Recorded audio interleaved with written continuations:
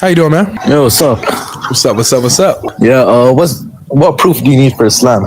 I just need to see where Muhammad's mentioned in the Injil, because the Quran says he is. Yeah, he's actually mentioned all over there.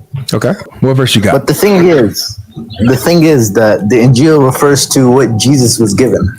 Okay. So even if you don't find him in the New Testament, that doesn't disregard what the Quran says. Is the New Testament the Injil? Well, what's the general understanding of Injil? The Injil is the New Testament. That's what I've heard. No, the Injil is not Matthew, Mark, Luke, and John. The Injil is given to Jesus. Was Matthew, Mark, Luke, and John given to Jesus? Yeah. Yeah. So I don't believe that Jesus was walking around with anything. What is your view? So my view is obviously the Quran says that he was given the Injil, and many schools of thought will say different things. Many sects.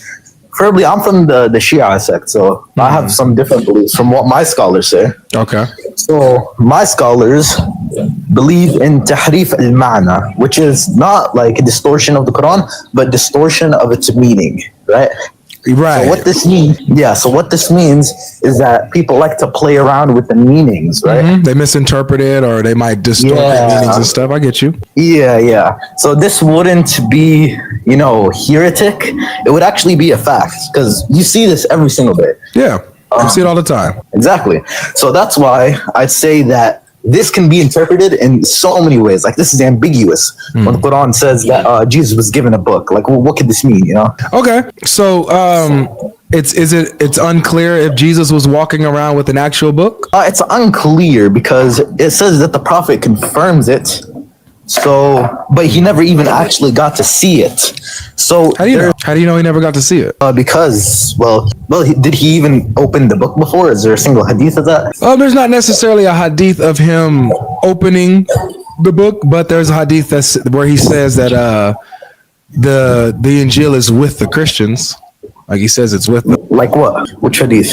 And that's Jamiat Tirmidhi 2653. Yeah, that's a Sunni hadith. That's true. I'm more familiar with the Sunni sources, not really the Shia sources, so I wouldn't know if there's anything in the Shia sources about it. Yeah, so the Shia sources actually say something that's like kind of like that, but it's a little bit different. So Shia sources say that the meaning of Injil was his revelation, not necessarily a physical book that Very he was running good. around. There we go. All right. So that would mean that Jesus was walking around orally preaching the Injil or the gospel, right?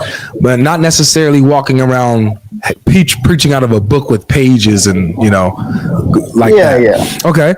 So, however, eventually the Injil, his message did get written down. The Quran says that it was written and that the Christians have it. Oh, which hadith or which verse? It's actually a verse. So it's in the Quran on chapter 7, verse 157. And what does it say? It says, those who follow the unlettered prophet, whom they find written in the Torah and the gospel and the Injil with them. Yeah, but that's still ambiguous, though. That can mean many things. No, it can. It's very clear. It says that the Injil and Torah is written down and it's with the Christians, and that you can find Muhammad written in there, or like the unlettered prophet, you can find his description written in there. Yeah, as I said again, the description of the prophets is found in the New Testament, but we wouldn't consider that the Injil because really. Okay, well, I want to pause that because that's interesting. So, the New Testament is not the Injil; it's not the revelation of Jesus.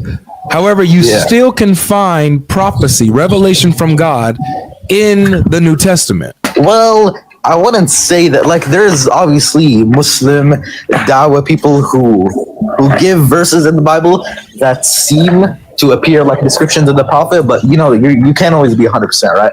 Well, you could be 100% that it's not him. I'll tell you that. Yeah, so like there's obviously verses that could fit his description. There's not a single one in the New Testament that could fit Muhammad's description. I mean, even if there's not a single one, let's just say there was zero, none. Well, that wouldn't. Go ahead. I'm sorry. That would not disregard what the Quran's saying. Well, if the New Testament's not the Injil, fine. So that's why I'm asking. I didn't ask about the New Testament. I asked about the Injil. I asked, where is Muhammad in the Injil? Where can I find him in the Injil? Oh, well, the thing is, you can't find the Injil. How do you know? Well, because that's just what the belief of my scholars is. Okay, so I'm on the outside looking in, bro. I'm not a Muslim, and I'm reading the Quran. I'm a Christian reading the Quran, and I'm reading verses that talk about the gospel, that talk about Jesus, that talk about the previous prophets, and I come across this verse that fascinates me. It says that Jesus mentions Muhammad, mentions Ahmed to come after him. And it says that I can find Muhammad or the unlettered prophet mentioned in the gospel. So if I came to you and I'm like, hey, you know what? I'm a Christian. This verse right here, it says I can find Muhammad in the gospel. This is interesting to me. Where can I find it?